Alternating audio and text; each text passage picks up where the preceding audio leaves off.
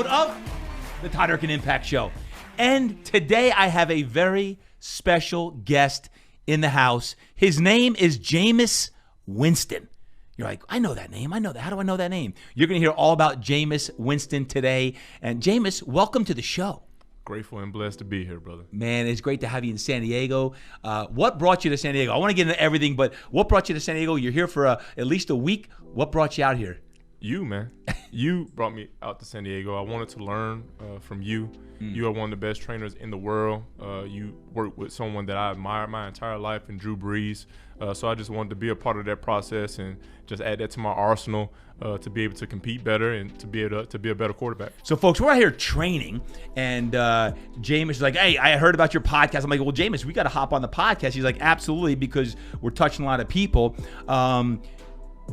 We talk about training. Jameis has immersed himself, like week one, we are training, and you're getting after it from 7 a.m. to like 8 p.m. You're doing something between mindset, coaching, throwing, lifting, Pilates, body work. And you talk about a world-class routine. Before I go into the football, tell me about some exciting things that have happened in your life in the last few months. Well, man, December 31st, I had my second child. New Year's Eve. New Year's Eve. Yeah, so great for a tax write-off. But it was very humbling, that moment, because my wife, she had ended up getting COVID the last few weeks of the year, the second week of December.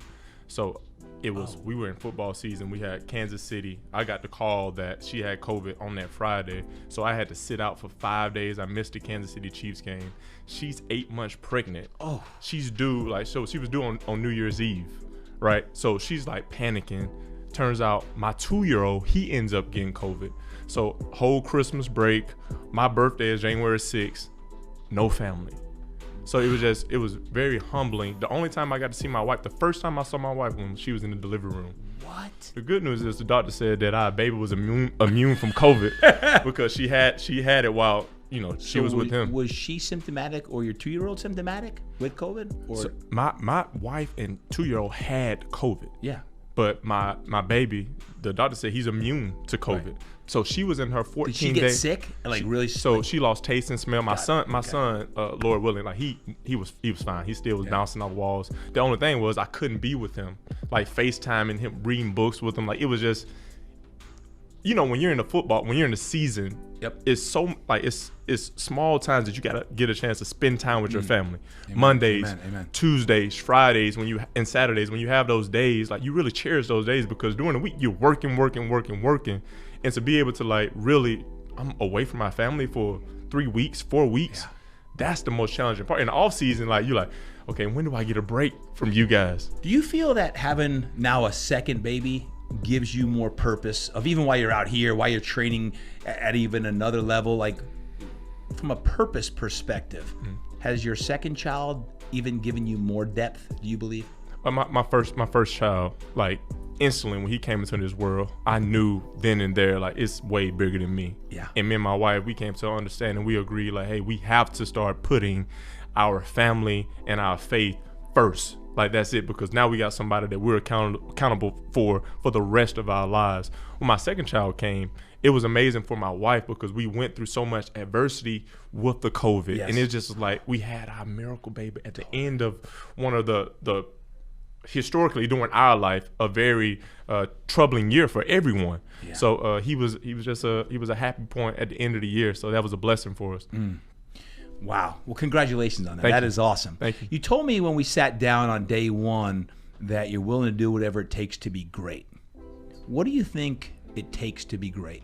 I think the biggest thing is developing a process. I'm all in of knowing that it's not going to take one day to get where I want to get, but I'm going to commit myself to whatever I need to do day by day, minute by minute to ultimately get there. And if I don't get there, I'm going to continue to strive until eventually I can't do it anymore. Right. So I'm all in to the point of Todd, success doesn't define who Jameis Winston is, right? The work ethic, the process, the resilience, the perseverance is ultimately going to define who I am. Mm-hmm. You always hear me folks say the way you do one thing is the way you do everything. And the one thing I could tell you in just this week alone that I've seen Jameis do is the way you do one thing is the way you do everything, because I'm talking about everything from your head's on a swivel all the time. You know what's going on. You know who's in the room. You're cleaning up after yourself. We do it the Bosus and the kettlebells. And I'm like, Jameis, just do your thing. And you have a very, very acute awareness of what's going on all the time. And I'm sure that's a gift that you've had. But I recognize that immediately, that eyesight, that vision of what you have. And when you talk about greatness, we talked about this years ago. You competed against Drew Brees for 5 years. Yes. You're with the Tampa Bay Bucks. You're competing against Drew. He's your nemesis. And then you join him. And you had a year to study with him. What are the greatest lessons you learned from having Drew as a mentor? The biggest thing is just servitude and consistency. He was able to serve all his teammates, no matter if they were a defensive lineman, if we were in the quarterback room, or even someone in the cafeteria. He was willing to serve, and his consistency was zero. Like, no one else competes with him. He was in the same place every single day at the exact same time. Like, it was, when I came to the Saints, I was looking for something that was just going to blow me off of my feet. And that is what blew me off my feet. What time was that typically at? Typically at about 6:30 to 7 every single day. And like, he's a great father. Like, he's not just somebody that's gonna be like, okay, it's football, I'm zoned in. Right. Like, he's spending time with the boys. Like, I'm going to the boys' football games. Like, he has a whole flag football league and still playing NFL quarterback at a high level. So he's like running a business, his own football league. Like, the whole city of New Orleans is a part of this league, and he's coming back and he's leading 53 men and really a whole building of people to Super Bowls. So that is what inspired me. That's what showed me that it's different than just playing a game. It's a CEO mentality. Like, Drew Brees is a CEO. And I knew for me to be the player that I need to be, I had to become a CEO. Yeah, I think sometimes people forget that even Drew had adversity early in his career, right? Like, between him getting benched when he was with the Chargers early on, he had a shoulder injury.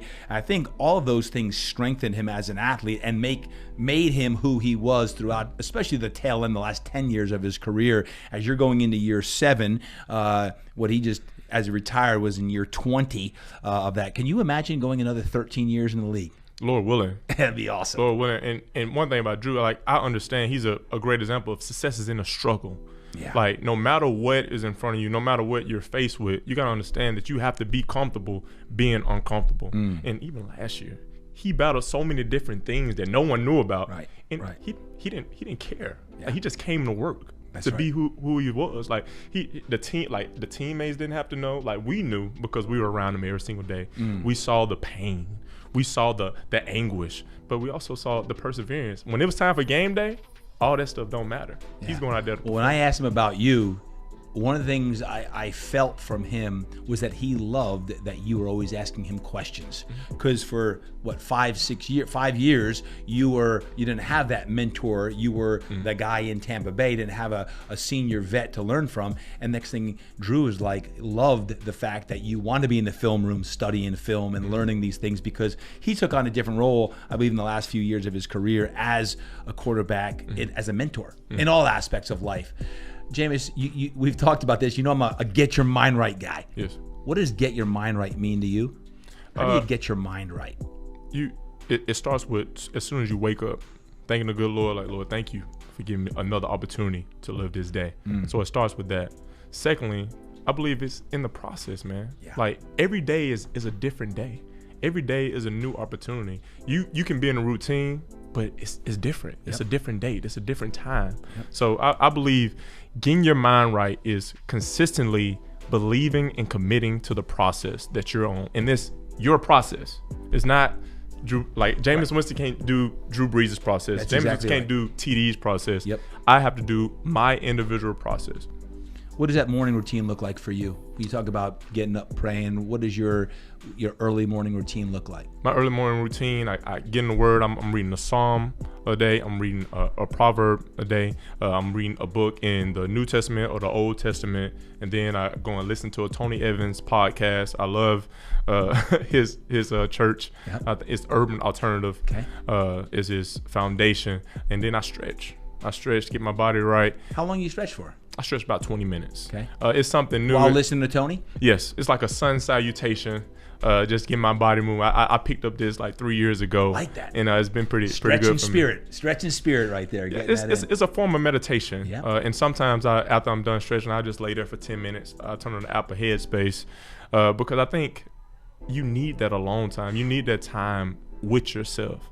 And I think you can really feel the presence of the Lord when you're just in a quiet place. Like, think about it. It's noise everywhere we go. It's so rare that we get a chance to just sit in peace and just hear nothing. So I talk about all the time is eliminate the noise, focus on the signal. What's the signal? What's God whispering to you? What are the whispers you hear? The only way to tap into the whispers is silence. And silence, out of all the exercise that we do in the weight room, you do with in your routine, is silence. It's the hardest exercise you'll do, is sit in meditation and listen to what God is having to say. And it's great to hear you say that that's one of the foundational, fundamental disciplines that you do on a regular basis. Jameis, talk about as you've ascended through the NFL, again, going into year 7, you've tasted the highs and the lows. First overall pick way back in the day, a Heisman Trophy winner. You've learned a lot, and you're only 27 years old, right? People, you're 27. What are some of the lessons you would say you could share with our friends today, tasting the top and also tasting adversity? What would be 2 or 3 lessons that you've learned about life that you could share? I can sum it up with something that Drew taught me really last year. I always have been a result-driven person. Like, I'm judging my day based on the results. Like, what did I produce this day? But when I served Drew, learned from him, he said, Jameis, you gotta live your life on the decisions. Sometimes the result is not really what you want all the time. Like, sometimes you're not gonna throw a touchdown, but sometimes you have to throw the ball away, and you don't like the result, but it's a great decision. Yep. So one thing I learned through my career is, like, the decisions add up over time. That's right. Like, you can't be looking to go win a Super Bowl every single play, even though mentally that's where you're at. Yep. Mentally, you know where you want to go to. You're visualizing where you want to go to. But it's that small decision. It's that decision to spend 15 to 30 minutes in the Word. It's that decision every single day to wake up and just move around a little bit. It's that decision every day when you don't really want to come in and work out, but you know that's going to make you better. So I understood, like, you have to commit to that every single day. Even non-athletes. Even not, like, anyone. So what would you say to a non-athlete that would say, oh yeah, but Jameis, you're getting paid big money to work out? What would you say to that person that isn't getting paid but needs to work out? I don't do this for money. Like, I do this because I love what I do. That's right. I got a chance to speak with Miss Julia, and she told me that she loves what she does. Yeah. And I was like, that resonated with me, because when you're chasing after your passion, right? And everyone has a passion. That's everyone has a dream. When you're doing something that you love to do, you do it with ease, right? When you're forcing yourself to do something, you can end up falling off track. You can end up falling. But Jameis he's preaching now. He's talking about, when he said Miss Julie, the one who hijacked my show just recently, Julie Wilcox, and took over the Julie Wilcox show on that. Been with me for 16 years. It doesn't matter if you're an athlete or a non-athlete. You're a fitness enthusiast. You're a weekend warrior. You're in the trenches. You're on Wall Street. Because I hear all the time, oh yeah, but they're athletes that get paid. Guys, out of all the athletes I work with, they're like, oh, okay, I'm getting paid X amount of dollars, so I'll go work out. It's the same struggles they go through as everyone else goes through. You got to get your mind right to show up every day, especially if the sun's not up and you got to get out. It's cold out. You got to put your hoodie on. You got to put your hat on. You got to start to eat right, dial in your habits, your disciplines to do those things. It's like finding the drive to say, I'm going to do this. Listen to a great podcast. Get your mind right. Listen to some music that's going to lift you up. Speak right now to a high school athlete. First and foremost, to the ones who may be gifted and highly touted. You were a 2-sport standout, had tons of opportunities.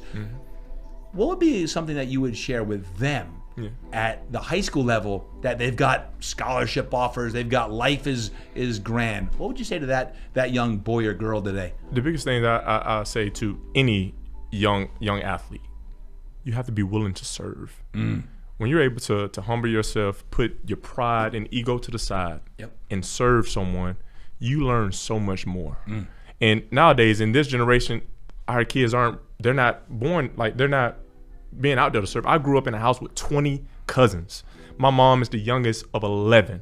I grew up in a house from my grandma was 75. I had uncles 50. My mom was the youngest of 11, and her sister, the second youngest, was 12 years older than her. So she was really the baby. I had cousins that were older than my mom. My mom had nieces and nephews that are older than her. So growing up in a house like that with, obviously it was a lot of things that How many people were in the house? 20 people. 20 cousins in a house. 20 cousins. Like my grandma had children. Jeez. Nieces and nephews, grandchildren, and great-grands. Where was this? In the Where same did you grow up? Bessemer, Alabama. Okay. In a 4-bedroom, 1-bathroom house. I'm talking about having to boil water on the stove because you're taking baths with your cousin. Boil dirty water on the stove and pour it in the tub so you can get some hot water. Like I'm talking about that type of servitude. Like you don't when you grow up like that, and you having to serve an age group from 50 down to your baby cousins who has to get a bottle, who can only eat rice. Like you feeding a baby rice so they can fill up their stomach. You putting rice in a bottle, right? Because you know their mom isn't producing enough breast milk because she's doing something else, right? So you learn how to serve, and I don't think today's generation, they don't see a lot of people serving. A lot of people see individualism. So I would just tell those young athletes, and really anyone, be willing to serve. It'll make your life better. I still can't think of your mom, the youngest of 11 Yes. kids. I'm the youngest of 8. Wow. So I already like your mom. The youngest of 11. And where do you fit into do you have siblings? I have a younger sister, 24, Yep. and I have a younger brother, 13. How much of your story do you believe makes you who you are today? With growing up with 20 kids in a house, you having to serve, how much of that makes you who you are today? The whole part, because it's my story. Yeah. And I think sometimes we miss the picture about our own individuals. We're writing it, right? Like honestly, the Bible says a man plans his ways, but the Lord directs his path, right? So we're planning our ways, but eventually He already has a plan for us. Yep. So whatever is predicated towards us, it's gonna be ours regardless. So adversity is coming, regardless. Triumph is eventually coming. We just have to be willing to understand, like, this is our story, and we gotta be in it. We gotta believe in ourselves, because we're the only one that's going to have the opportunity to live our life. Yeah. No one else can. And you've already heard me say, in just this week alone, Live a Life Worth Telling a story about what's your story. Jameis, you have an amazing story already. You're impacting millions of people. But I know there's someone listening in today who is not a star athlete. It might be a boy or girl in high school whose COVID has crushed their dreams. They didn't get an opportunity, or they're down and out, or they got injured in their season, whatever their sport may be. If that young boy or girl today is listening in, what would be something you would say to them to give them hope that there's a brighter tomorrow than there is today? I have to go back to successes in the struggle. Like, you will find so much love, faith, grace in the struggle, because I don't believe in losing. You're learning, right? You're winning and you're learning. So if you're down, if you are feeling depressed, just keep pushing. It's eventually going, like, that's why the good Lord created balance. You're gonna have some bad days, but the good will outweigh the bad. So go there, embrace the struggle, because there's a lot of people struggling. How do you embrace the struggle? You talk about you're in it now, you're battling. How do you get through it? What do you do? Push. You pray. And that's all you can do. It's because ultimately, like, again, it's your story. About the people around you. How important is that? It's very, very important, because you are ultimately going to be a product of what you're around.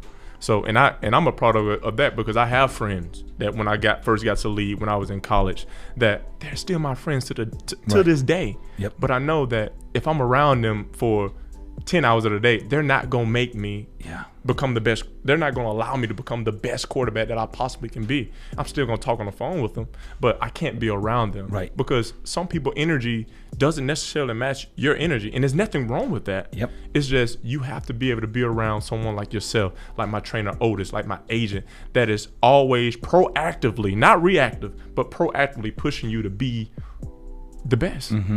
It's funny because I was going to ask you about Otis, because on your wrist you have a verse, Proverbs 27:17. Yes, iron sharpens iron. Right, exactly right. Iron sharpens iron. And I've seen you in a few days, some of the iron around you, and I know Otis has been with you, your trainer, since you've been 13 years old. 13 years old. You talk about, I always talk about your circle of genius, or it's my favorite verse as well, 27:17, Proverbs, iron sharpens iron. Talk about that. How important is it now, and has it been, to surround yourself with the right people? Well, see, when you talk about that specific verse, iron is the only thing that can sharpen iron. Rubber can't. Steel can't even sharpen iron.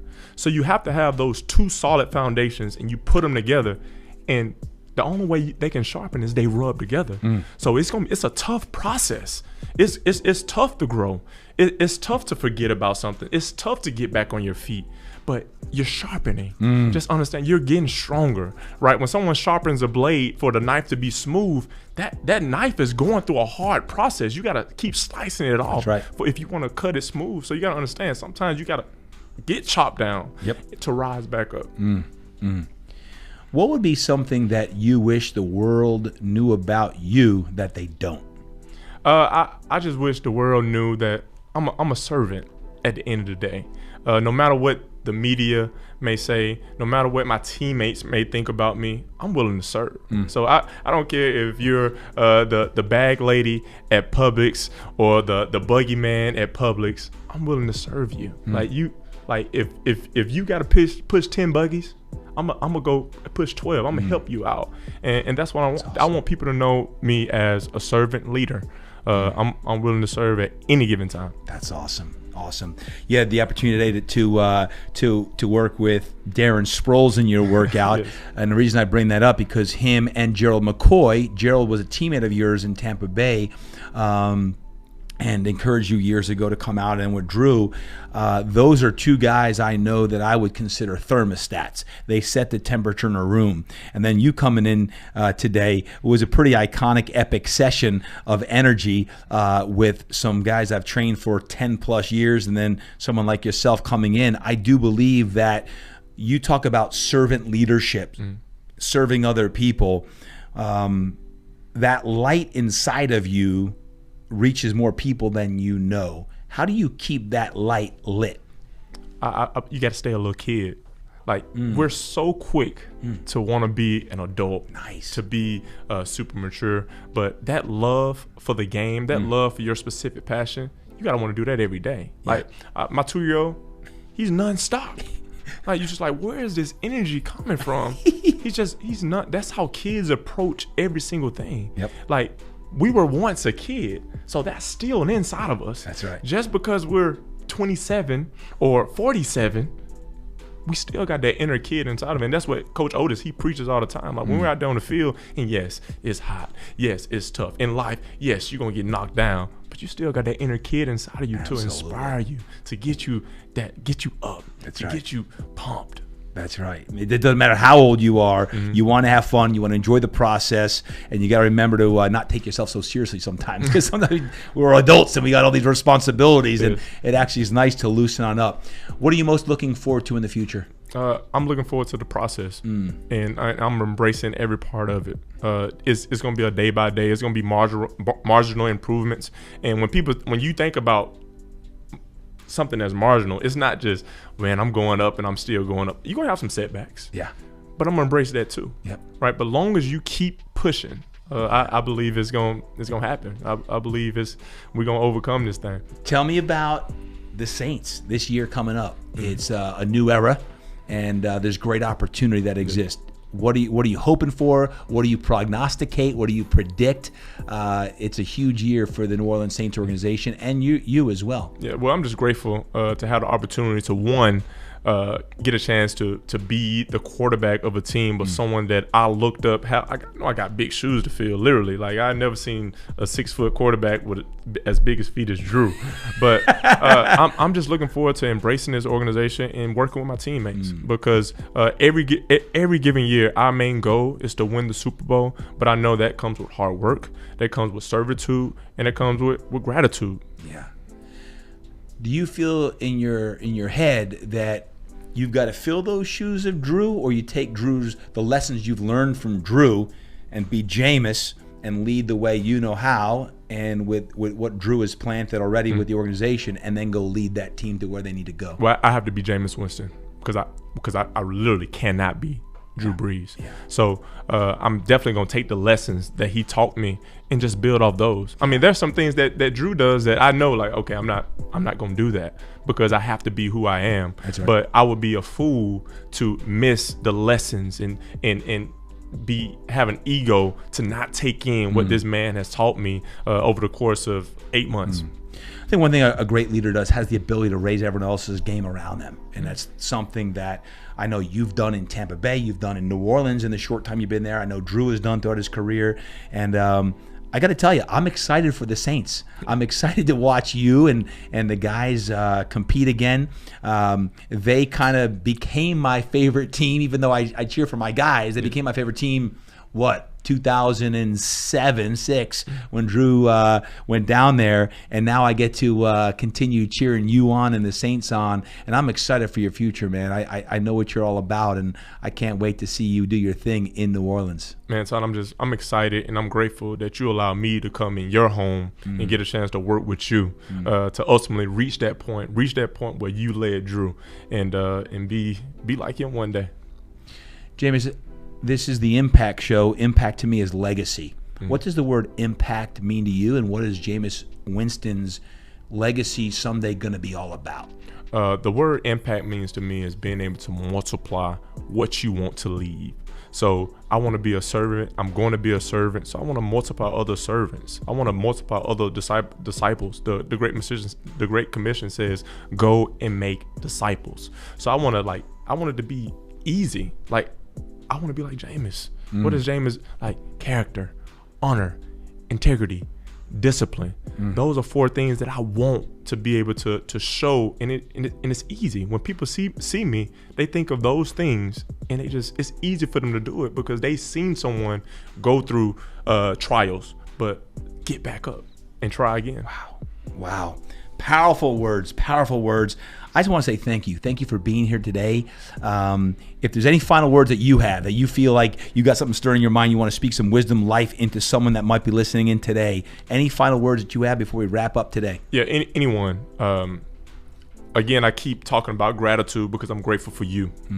You allow me to come here and train with you on a busy schedule. You got the podcast going on. You got TV shows, commercials, everything, right? In your life, you are going to have people that show up in your life, and you have no idea what they're there for. Cherish every opportunity that you have with anyone, even if you don't know that person. That person can be an angel sent from above that you do not know. So give everybody the utmost respect. Always be kind, and just listen. If you listen, people will tell you their story. They'll tell you all about themselves if you just listen and embrace who they really are and not have assumptions just because of who you are. Wow, deep. I literally was just talking yesterday with Gerald McCoy about God moments and how people show up in your life at the right time out of nowhere. It's like angelic moments come in, like, wait, why did she or he come into my life? Next thing you know, it's the who, not the how. It's like this person is helping you attain your best level. And Jameis, I want to say thank you because your heart and soul shines bright. And the world needs more of Jameis Winston's light out there. So I encourage you to keep being you, to keep surrounding yourself with the people you're surrounding yourself with. And thank you for sharing your wisdom today, not only at Fitness Quest 10 and the training, but here in the podcast. Brother, I am in your corner. I can't wait to cheer you on. And we've got some more work to do before you leave, brother. I'm going to represent for you, TD. I'm grateful for you, brother. Man, thank you. Thank you.